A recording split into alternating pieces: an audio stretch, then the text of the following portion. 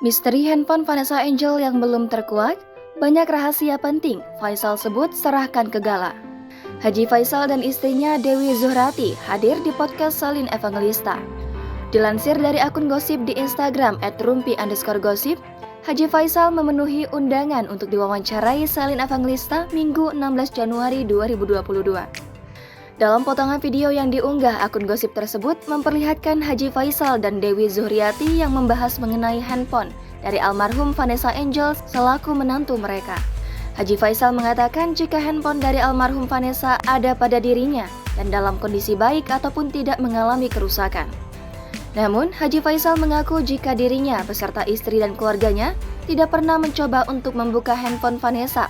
Pasalnya, tidak mengetahui kode sandinya dan merasa tidak memiliki hak untuk mengetahui isi handphone tersebut. Selin menanyakan hal tersebut untuk memastikan mengenai handphone dari almarhum sahabatnya Vanessa Angel.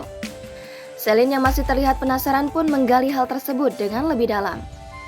Haji Faisal pun juga mengaku jika dirinya tidak berani untuk mengetahui lebih lanjut mengenai isi dari handphone almarhum Vanessa tersebut hingga saat ini.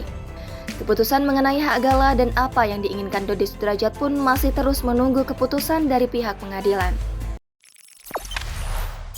Jangan lupa subscribe, share, komen, dan like ya!